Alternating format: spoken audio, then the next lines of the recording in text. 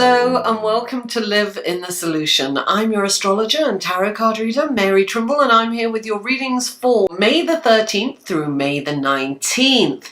I'm going to apologize in advance for coughing and spluttering if I do. I've been, I would say under the weather, but a bit worse than that. I've been under the blankets. But I'm determined to get through this. Okay, so guys, if you're new, welcome. I'm so happy that you've stopped by, and I really hope you enjoy these readings and that you'll come back. And if you are returning, thank you. I really appreciate your loyalty and support of my channel. Now, these are general readings, guys, so please don't assume everything that I say in every reading pertains to you. Just if it resonates with you, you know, run with it, and if it doesn't, let it go. And come back. Maybe it'll make sense to you after the week is over. I do get feedback sometimes like that. Now, what else? I am doing a workshop, and I've already got a couple of people on the waiting list. I need at least 6 participants to actually do this workshop, and it is, you can go to my website and find out a little bit more, but it is Meet Your Spirit Guide. So it's a 4-week workshop. It's 4 hours, so it'll be 1 hour a week. It'll be interactive, so it should be fun. So I hope you guys will consider that. Now, as I said before, these are general readings. So if you would like a personal in-depth reading, please click on this link here. And another way to support my channel is through Patreon, and that link is right here too. You can go to my Patreon page and make one donation, which is, you know, no donation is too small. Or you can do a monthly one for $1 a month, as little as $1 a month, and as much as you want. There's different reward tiers, and you can check it out anywhere. I post things on there that I don't post anywhere else. And you know, of course, if you don't, just please, you know, like, share and comment. And that's all, that's a way of supporting me too. Now, these are in 3 sections. I now do a general astrology reading, and that goes on the beginning of every reading, and I'll have the skip times in the show more section below. These are for your sun, moon and rising, and those so all the skip times for everything will be below. There'll be the intro skip time, the astrology skip time, and you can go straight to the tarot card readings if you want. So let's go to your reading, shall we? Hi, welcome to your astrology section of the reading, and bear with me because my mind is a little fuzzy. Not a little, a lot. It feels like there's a basketball inside my head. Anyway, so this week there is a lot going on astrologically, guys. Wednesday is a huge day. We have Venus moving into Taurus. And Venus is at home in Taurus. Venus rules Taurus. It's the planet that rules Taurus. It's very tactile. It's very demonstrative. It's very romantic, and very intimate. And Taurus is an earth sign, and it's about banking and money and security and resources. And Venus is about finance, beauty, nature, music, art, fashion, and relationships. Now, this would be a really good time to go out and really be in nature. Even if it's at a park in the middle of the city, you know. I mean, there are beautiful places. Appreciate it. Be in it. Just, you know, be one with nature. This is all about... you'll feel grounded and you'll feel much calmer being in nature. Now, this is a time of closeness, showing love and expressing it freely.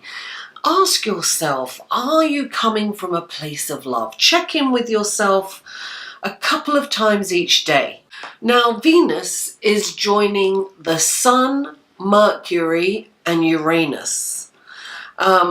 Now that's 4 planets in Taurus, right? So look at your needs in your relationship?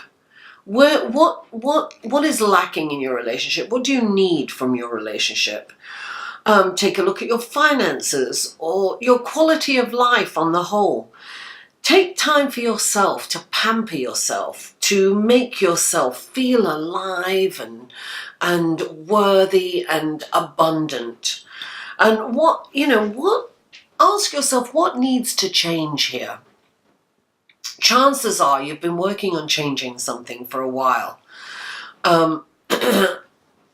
So this could come to a completion because full moons, I haven't got to the full moon part. I'm going way ahead of myself. See, I told you my head's fuzzy. Anyway, let's talk about later that day on Wednesday. The same day, Mars moves into Cancer. Now, this is about your home. It's about protection and action. It's about your parents and roots. Mars in Cancer internalizes kind of feelings, and it's more gentle. It's less, aggressive in Cancer. And Cancer is also a cardinal sign, and femininity. There's a lot. Look, Venus is feminine. Taurus is a feminine sign. Mars in Cancer is kind of that feminine energy. There's a lot of feminine energy this week. So, Cancer is the cardinal sign, a feminine sign, and Mars is the soldier. How can you secure and protect your home? What action can you take? Do you need to renovate or spruce it up or organize your home? It's a good time to kind of do some organization. Now, Saturday, we have the full moon in Scorpio. I put a blog post up. If you go to my website, you can see it. And also, guys, I have to mention, I have a Facebook group now for Live in the Solution. I'll put that link before, so you can post things, we can discuss things. It's about astrology, it's about life, it's about the solution. So we're going to, if you're going to share something solution oriented, or just your opinion on whatever. Now, Scorpio is intense, right? It's one of the most intense signs in the zodiac. It's very deep. It's the detective. It's deeply emotional. Scorpio is it is the 8th house, right? Scorpio represents the 8th house. The house of transformation, of sexuality, death and rebirth and purification. It's about getting in touch with what needs to change, what needs to be dealt with. The moon will shed a light on that which needs purification. So think of the phoenix and how it rises from the ashes, purified and transformed into this beautiful bird. This is about finding your power. It's about finding the power within. It's about owning it. It's about standing in it. It's about being confident of your power. Now, the sun is opposite, because full moons are always opposite. It's the sun shining on the moon, right? Excuse me. So the sun is in the opposite, right opposite. It's in Taurus. So, I'm sorry. This is feminine. It's a feminine earth sign. And it's shining on the rippling sea and deep, dark water of the feminine Scorpio. Excuse me.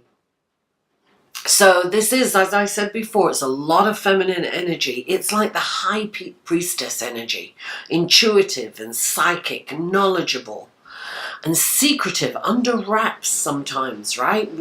But things are going to come to the surface because the full moon sheds a light in the shadows, right? Taurus and Scorpio are fixed signs, and fixed signs are kind of immovable. It's hard to change someone's mind once they've made it up, you know, in this energy. So it's really good to look at where you're fixed in your life, you know. Can you transform that idea, that opinion that you have. Practice being open and considering others' point of view, and imagine yourself in their shoes and how they feel with their set of circumstances. This is the practice of empathy. And that's it for the astrology section of your reading. Let's go to your card, shall we? Hello Pisces, and welcome to your tarot card section of your reading for May the 13th through May the 19th. Excuse me, I am still not well and in the spirit of getting these out quickly. I am just going to focus on the cards, and you don't have to see my I was going to say sickening face. Well, that was self-deprivating. No, yesterday I was telling everyone, you know, in the readings before that my head felt like a basketball. Well, guess what? Yesterday and the day before, I think I was filming. Today, it looks like a basketball. So I'm going to spare you that horrible view. So this is for Pisces. I have also shuffled these off screen, but I'll do it again here just because I like to completely. So this is for Pisces. Pisces for May the 13th through May the 19th. What wonderful gifts, guidance, blessings can you give Pisces for this week? 3 cards for Pisces, please. 1 more card for Pisces. Thank you. There. Oh, you've got 2 more. There you go. Alrighty then. This was the first one out. That was the second one out. And these were the 2. Okay. And then we're going to do these clarifying cards. I've already shuffled these also off screen, but I'll do it a little bit more for Pisces. Pisces, clarifying cards for Pisces. Oh, that wasn't a good one. Pisces. Neither was that. Now I'm obsessed to do this. It's not enough. There you go.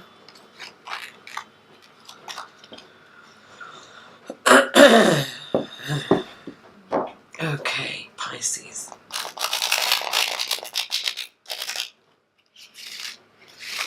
No, it's not working for me. Anyway, let's do clarifying card for the 10 of Wands for Pisces, please.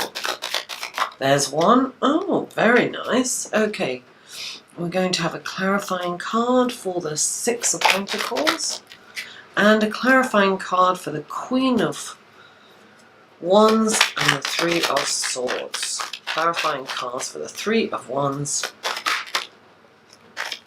There it is. Okay, great. Okay, so the first card out for you is the 10 of Wands, and this is too many responsibilities. It's like you've taken on too much. And look, it's interesting. You've got the full moon right here, right? So I feel that this is emotional baggage for you. And definitely you're carrying emotional baggage from the past, perhaps in a relationship, perhaps in all your relationships. I'm not sure. But it could be even emotional baggage at work. Whatever it is, you're bringing this in and you need to kind of let it go. You need to get some awareness, and not everyone deserves. You may have been hurt in the past, and you may have, somebody may have cheated on you, Something may have happened to you in the past that you are carrying into every relationship. You haven't let this go. It's important to put that down, put that baggage down. It's weighing you down and it's stopping you from progressing and moving forward. And when you do move forward, you've got the Ten of Cups. This is emotional satisfaction, contentment, and happiness. You've got 2 tens here. 10 is the ending of something, right? And this is the moon, right? This is the full moon. This is all coming to an end, and drop it like a hot potato, because you've got the new beginning, because 10s are beginnings, endings and beginnings. And this is 1 and 0 equals 1, a new beginning, right? Now, the next card you have is the 6 of Pentacles. Now, depending on where you're at, this is the service card. This could mean that help is coming for you. You are going to be helped, but it can also mean that you need to focus on helping someone else. Now, this doesn't mean you have to give them money necessarily. This just means that you could be you could listen to them. You could, be an ear for them. You could help them in some way, like, I don't know, do shopping for an old neighbor, or just be in service. When you're in service, you're taking the focus off yourself, which is important. It's not all about us. We need to kind of, pay it forward. So you have to ask yourself, if your situation is dire and you are in a lot of pain, then help is on the way. But if you can help someone else, then please do so, because this is really important. And look, you've got the King of Cups. This is the counselor. He's the counselor of the deck. He is completely emotionally available. He remains stoic, so he looks kind of cold on the outside, but he is a deep well of emotion. He empathizes. He can really advise you and help you get to another place. So I feel that you could either counsel someone, or someone could counsel you. Let me move on for a minute. The next cards you have are you have the Queen of Wands and you have the 3 of Swords. Now, the Queen of Wands is gregarious. She's the socialite. She's out there networking. She's a parent. She's a wife. She can do it all. She is passionate and she can do it all. And then right next to it, you've got the 3 of Swords. And the 3 of Swords is, I feel that you're carrying the weight of passion in the past. Is you're brokenhearted over a passionate relationship or a passionate affair that you've had. And I don't mean illicit, but there's been, first of all, this is an old pain. The 3 of Swords is an old pain that gets kicked up by people inadvertently. They could just take an action or say something or do something that brings this pain. It's, this is like, it can come from childhood. Your parent could have gone away for a weekend and you felt abandoned and didn't have the mental capacity to understand, during your formative years or something. Or they could have gone away for a while, or, somebody could have, one of your parents could have been divorced. Whatever this is probably from your childhood, and a deep emotional pain that comes back again and again. And I feel that this has come up for you, but I think if you let this go, it's holding you back. And look, you've got the Fool, so it's like you've got to take a leap of faith. And I feel that you're probably afraid of getting into a relationship again, because you're in fear of breaking your heart, of your heart being broken. I think that's probably what it is. The King of Cups is stoic. He pushes his emotions down. He doesn't let them show. And I think that's what's going on. I think that you probably have met someone, actually. Now I'm looking at the whole thing, and you're afraid to show your feelings, and you're being asked to take a leap of faith. Trust. Look, you have to practice being vulnerable. You can't, look, you can remain protected and coveted and scared and not feel what you're supposed to feel in this world. Look, pain is inevitable, suffering is optional. This is suffering. And the fear of, you know, allowing your passion to come out again and to be vulnerable is going to keep you in this pain, actually.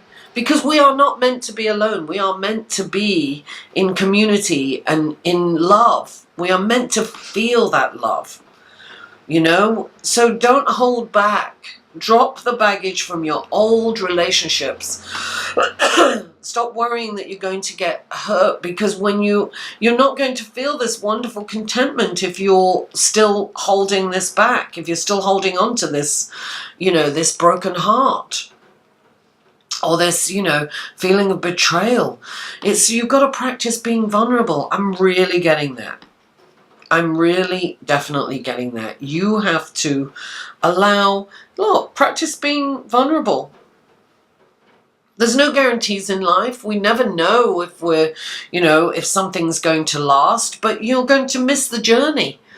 I remember an astrologer years ago, he was dating, and he would look at this person's chart before he would, embark on a relationship with them, and he'd go, oh, this isn't going to work out because of this and this.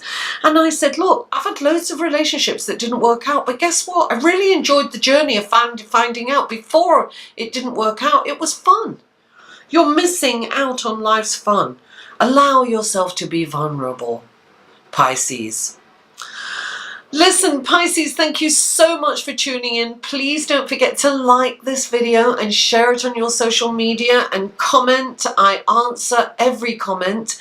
And if you haven't already, please subscribe. Excuse me. I love you all, and I'll see you next week.